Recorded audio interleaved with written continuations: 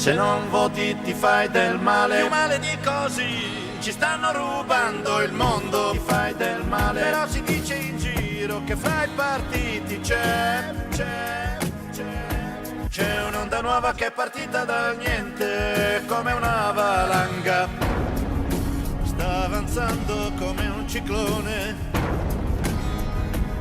per abbattere il marcio della nazione.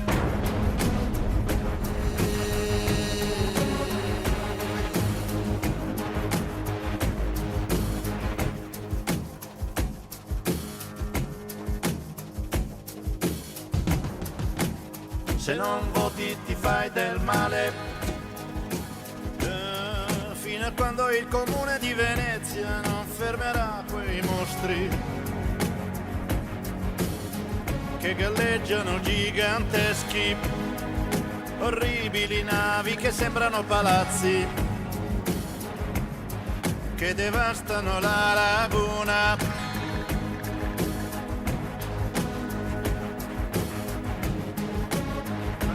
I politici non si accorgono che quando la bellezza morirà,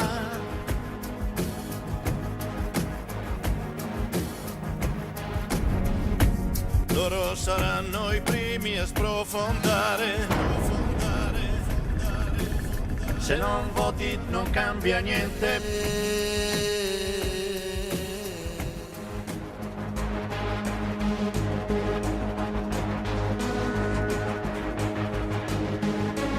Se non voti non cambia niente.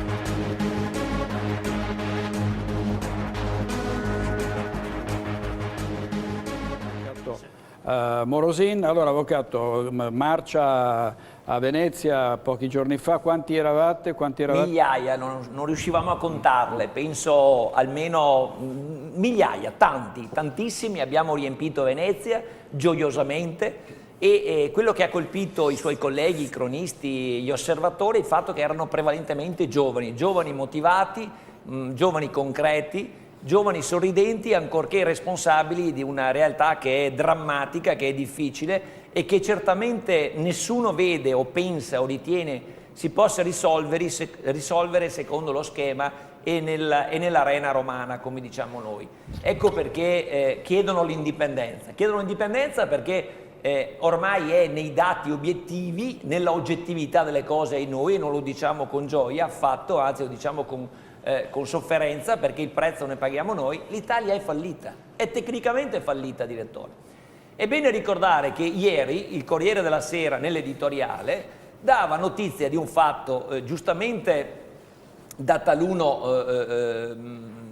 sottolineato, che è quello che la Daimler-Benz ha emesso un prestito obbligazionario con scadenza agosto 2015, una cosa normalissima, 150 milioni non è una cifra importantissima rispetto ai bilanci degli Stati, ma in una delle clausole del contratto di rimborso è previsto testualmente che per l'Italia si farà riferimento alla valuta che ci sarà all'agosto 2015. Ora lei capisce cosa vuol dire? Vuol dire che c'è già chi muovendosi in una prospettiva diciamo più profonda, più lontana, che va al di là di questa scadenza elettorale italiana, vede l'Italia già fallita. Altrimenti non avrebbe senso quella clausola messa in un contratto così importante. Ripeto, la somma non è rilevantissima, ma 150 milioni di euro non sono neanche banali.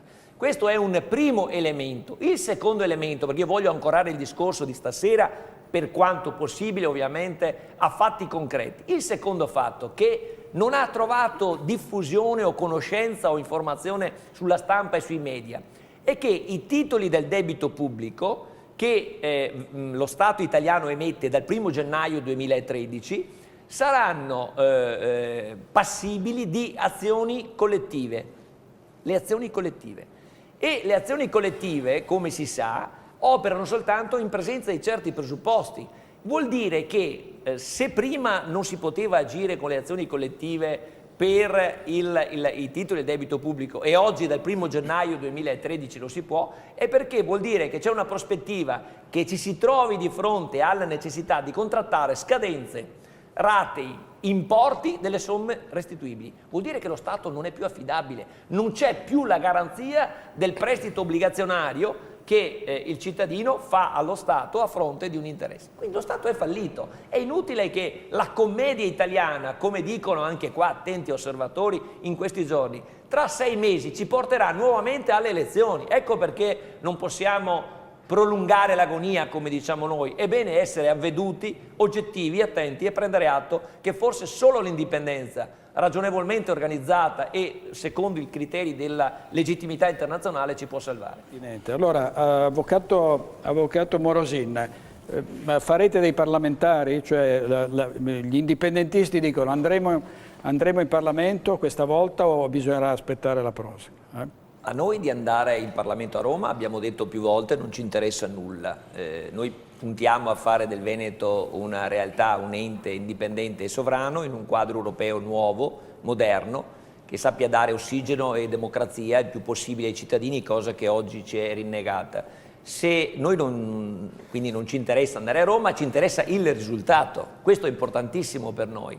La manifestazione che abbiamo fatto sabato scorso a Venezia, a cui accennavo all'inizio, è stata un successo straordinario. Noi facciamo incontri tutte le sere a decine in tutto il territorio veneto e c'è una partecipazione molto interessata, molto attenta, con adesioni immediate. Ogni sera su 200 partecipanti in una sala il 10-20% si tessera.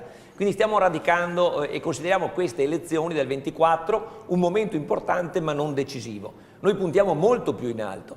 L'abbiamo dimostrato anche per rispondere a un SMS di prima, che rispetto ad altre imitazioni in 6 mesi abbiamo fatto delle cose straordinarie. Abbiamo portato 20.000 firme a Zaia a giugno, obbligandolo di fatto a convocare un consiglio regionale straordinario. Gli abbiamo portato il testo della risoluzione 44 che è stata discussa e votata il 28 di novembre, nonostante i pareri contrari degli uffici legali della Giunta del Consiglio e nonostante molte paure e timori infondati.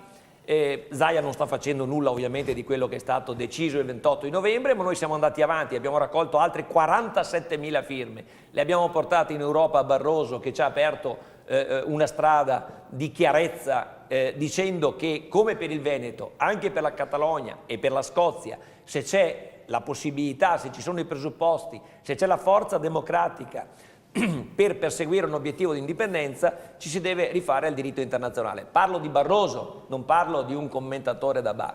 E da ultimo abbiamo fatto sabato scorso, portato a Venezia il testo della legge con la quale noi vorremmo che il Veneto convochi il referendum per il 6 di novembre per chiedere ai veneti una cosa che tutti dicono è giusto sia fatta. Anche chi è contrario all'indipendenza, è ormai una minoranza. I sondaggi scientifici dicono che ormai siamo al 60% delle persone che desiderano, auspicano che il Veneto diventi un ente quindi statuale, indipendente e sovrano. Però tutti dicono, non ne ho trovato uno contrario, che dice certamente anche se io sono contrario, credo sia un gesto di democrazia importante consentire che si tenga sto referendum. Coloro i quali fino a qualche giorno fa in modo fermo, oggi balbettando, qualcuno in silenzio dice che non si può fare perché la Costituzione non lo consente, stanno già regredendo, stanno già scemando. Lei pensi, ed è una notizia proprio di questi giorni, il professor Lottieri, Carlo Lottieri, assieme al professor Vidale ed altri giuristi ed esperti, hanno lanciato un manifesto perché si dia spazio a questa opportunità di far esprimere i veneti sul referendum per l'indipendenza, che ha raccolto già una decina di consensi di autorevoli cattedratici da tutto il mondo, nomi di economisti, di giuristi, di filosofi, che hanno detto: quando un processo come quello che promuove e porta avanti Indipendenza Veneta è fatto in modo democratico, assolutamente pacifico, e in questi giorni, Dio me ne vuole, quanto è importante sottolinearlo, e ovviamente col consenso della gente, nessuno lo può impedire. Forse tipo la Toscana. Allora, solo 10 secondi, perché non posso non dirla e mi bolliva dentro. Dopo il regalino che avete fatto di questo servizio, dove Zaia dice che lui non si rivolge più a Roma perché Roma è nemica, e il suo rappresentante dice che l'Euroregione, per attivarsi, per rispondere alla domanda concreta del cittadino, dovrà chiedere a Roma. Insomma, ragazzi, basta! O no? È come il referendum sull'indipendenza. Zaia dice vorrei essere indipendente, però non si può fare. Il giorno dopo Maroni la legge dice che lo prevede che non si può aspetta, fare dice, il il referendum per il Veneto è una bella cosa, solo che devi attendere, lo facciamo assieme. E gli è caduta la risposta all'obiezione. Ragazzi, Così sarebbe Venezia la capitale dello come Stato? sarebbe? No, è Venezia Venezia. è la capitale, caspita. No, voglio dire, Io però, ricordo cioè, sempre la un capitale aneddoto. di Veneto, di uno Stato Veneto. Ricordo sempre un aneddoto che adesso dico anche a lei. L'allora sindaco di Venezia, riferitemi da Mario Rigo, il sindaco di Venezia, si trovò nella Cina, a Pechino, in Cina, ospite come sindaco di una grande città del mondo, e c'erano in un salone, un unico salone da due lati. Da un lato c'erano i capi di Stato e di governo e dall'altro c'erano i sindaci delle grandi città. Stavano per iniziare i lavori e lui non trovava posto tra i sindaci. E arrivò il cerimoniere e disse: ma come? Dice Venezia, Veneto, Marco Polo, e con i capi di Stato e di governo. Ecco, questa è l'immagine per cui che lei mi chieda se Venezia è la capitale del Veneto, credo è una bella provocazione. Poi lei è un veneziano, quindi so che si gode la città e fa bene, la invidio anch'io. Veneziano come residente. Venezia è una città splendida, sì, questo è un problema serio, è un problema che io credo non possa essere risolto né con così, il gesto di un cantante, di un artista come Celentano che fa una critica legittima, né con la difesa altrettanto corretta del sindaco con un rimpallo di responsabilità. Venezia è una città troppo importante per dire da parte del sindaco non è mia competenza, perché il sindaco non avrà una competenza diretta e formale, ma può attivare i meccanismi per arrivare a una soluzione del problema. Diciamo, Venezia per noi è una città straordinaria. Il sabato siamo andati a Venezia. Venezia è riconosciuta come il riferimento ideale di tutta la terra veneta, di un popolo che ha una sua identità, che Francesco Giuseppe, quando eravamo nell'impero austro-ungarico, la chiamava, si rivolgeva a questa popolazione, al popolo veneto, dicendo a voi nazione veneta. Quindi a proposito di cose. E vorrei però per questo replicare all'avvocato Paniz, che sempre con grande garbo, con eloquio molto sciolto, ma a me, se mi consenti, pare anche con argomentazione molto fragile, hai cercato di dire che bisogna andare a Roma per vincere una battaglia che peraltro tu riconosci, una battaglia apparentemente di retroguardia e apparentemente minoritaria in un momento come questo. Questo è un momento di grandi trasformazioni, di grandi difficoltà. Abbiamo capito tutti, per i dati oggettivi che conosciamo, che l'Italia non è riformabile. C'è un grande editorialista che io cito sempre volentieri perché è una persona terza, professor Panebianco, nei suoi editoriali usa spesso ormai questa frase: l'Italia è irriformabile. E quindi partendo da queste considerazioni gravi, obiettive, non perché noi siamo contro l'Italia, perché anche culturalmente l'approccio all'idea indipendentista ha una base nettamente diversa da quella che finora è stata spesa dalla Lega, con le solite frasi Roma ladrona e altre amenità che poi hanno portato alle cose incredibili che abbiamo visto. Noi diciamo l'Italia è bella, ma l'Italia è irriformabile, l'Italia non ha più le condizioni oggettive per farcela. Citavo prima il caso concreto del prestito della Daimler-Benz, che prevede già nel 2015 un'Italia fuori dall'euro. E quando l'Italia sarà fuori dall'euro il prezzo che noi dovremo pagare sarà ancora più elevato di quello che paghiamo oggi con la recessione, con i suicidi, tutte quelle cose gravi. Quindi io dico, noi partecipiamo a queste elezioni esclusivamente per spiegare, per avere l'opportunità di un palco oratorio dal quale comunicare adeguatamente il contenuto del nostro progetto, che è un progetto che ormai sta raccogliendo consensi a livello mondiale. Di noi ha parlato, forse l'amico Paniz non lo sa, ma nel nostro sito indipendenzaveneta.net lo trova, ha parlato almeno 20 testate di giornali al mondo, ma ne cito una in particolare. Il giorno di Natale il Los Angeles Times, in prima pagina, 2 colonne in basso, ha dedicato un articolo a Indipendenza Veneta e al fatto che considerano già finita l'esperienza statuale italiana. Il Mondo lo dice, ma anche Wall Street Journal, il Sunday Times e tantissime testate. Insomma, abbiamo affrontato un problema che appare enorme, sembriamo alla base di una montagna imponente. In realtà è una montagna di polvere che si dissolverà presto con grave pregiudizio per tutti i cittadini. Quindi parlare di indipendenza